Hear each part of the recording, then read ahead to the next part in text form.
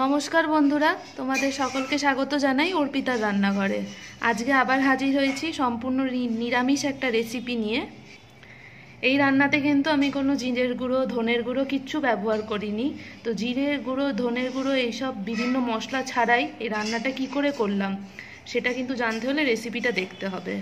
আজকে আমি তোমাদের সাথে শেয়ার করছি পনির আলু এই তরকারিটা সম্পূর্ণ নিরামিষভাবে, খুব এবং মশলা ছাড়া। তো চলো রেসিপিটা দেখে নেওয়া যাক। আর ভিডিওটা ভালো লাগলে ভিডিওটাকে কিন্তু অবশ্যই লাইক করো, শেয়ার করো, আর আমার চ্যানেলটাকে কিন্তু সাবস্ক্রাইব করে দিও, আর পাশে থাকা বেল আইকনটা অন করো যাতে তোমরা আমার সব ভিডিও নোটিফিকেশন পেয়ে যাও। দেখো, প্রথমে কড়াইতে একটু সর্ষের তেল দিয়ে দিলাম। এবার দিয়ে দিলাম দুটো তেজপাতা। এবার এর মধ্যে প্রথমে আলুগুলো একটু ভেজে নেব।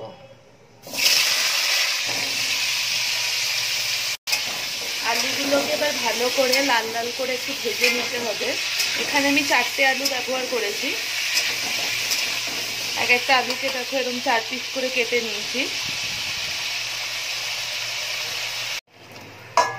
আলুটা দেখো বেশ ভালো করে একটু লাল লাল করে একটু ভেজে নিয়েছি। এবার আলুটা একটা বাটিতে উঠিয়ে রাখবো।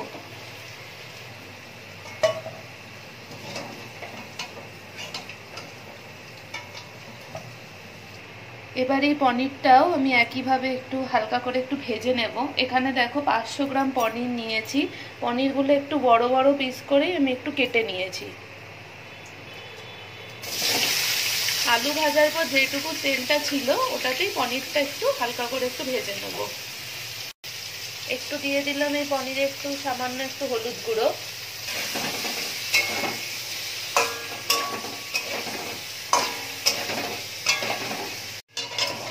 পনিরটা দেখো হালকা করে একটু ভেজে নেওয়া হয়ে গেছে। পনিরটা এবার উঠিয়ে নেবো একটা পাত্রে।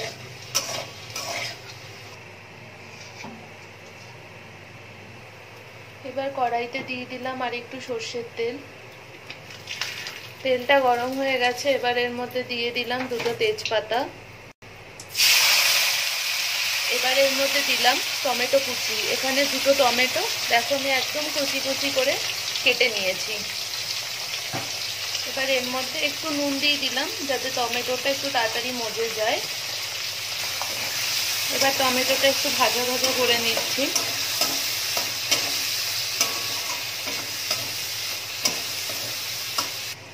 এবার এর মধ্যে দিয়ে দিলাম একটু আদা বাটা। এবার দিলাম একটু লঙ্কা বাটা। এবার দিলাম এর মধ্যে একটু হলুদ গুঁড়ো। স্বাদ অনুসারে দিলাম এবার নুন, আর দিলাম একটু চিনি, আর দিচ্ছি সামান্য মাত্রা একটু লঙ্কার গুঁড়ো। এটা কিন্তু ঝালের জন্য না, এটা সম্পূর্ণ কালারের জন্য, মানে কাশ্মীরি লাল লঙ্কার গুঁড়ো যেটা। এবার মশলাটা ভালো করে একটু কষিয়ে নিতে হবে।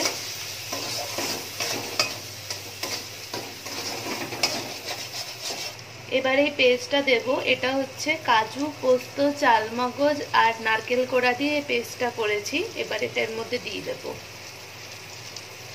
এটা দেওয়াতেই কিন্তু এই পনির আর এই আলুর তরকারির স্বাদটা কিন্তু অনেক বেড়ে যাবে।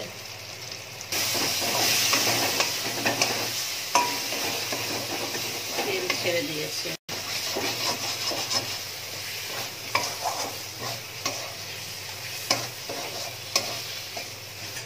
দেখো মশলাটা ভালো করে কষানো হয়ে গেছে, পাশ থেকে তেলও ছেড়ে দিয়েছে। এবার ভেজে রাখা আলুটা এর মধ্যে দিয়ে দেবো।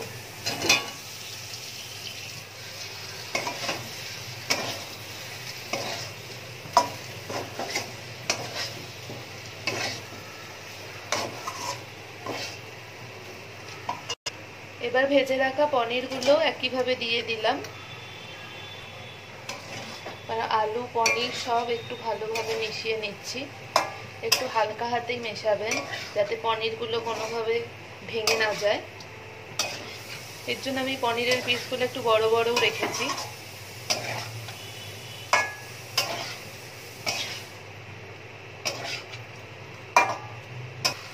এবার এর মধ্যে দিয়ে দিলাম জল। বাটি ধোয়া জলটাই, মিক্সির পেস্টটা করেছিলাম ওই বাটি ধোয়া জলটাই এর মধ্যে দিচ্ছি। এখানে প্রায় দেখো 2 বাটি মতো জল আমি দিয়েছি।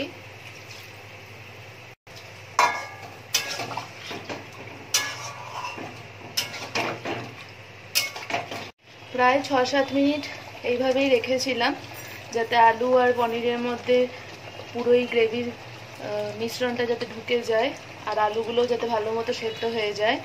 তো দেখো আলুগুলো সেদ্ধ হয়ে গেছে। এবার এটা নামানোর আগে একটু এর মধ্যে দিয়ে দেবো ঘি।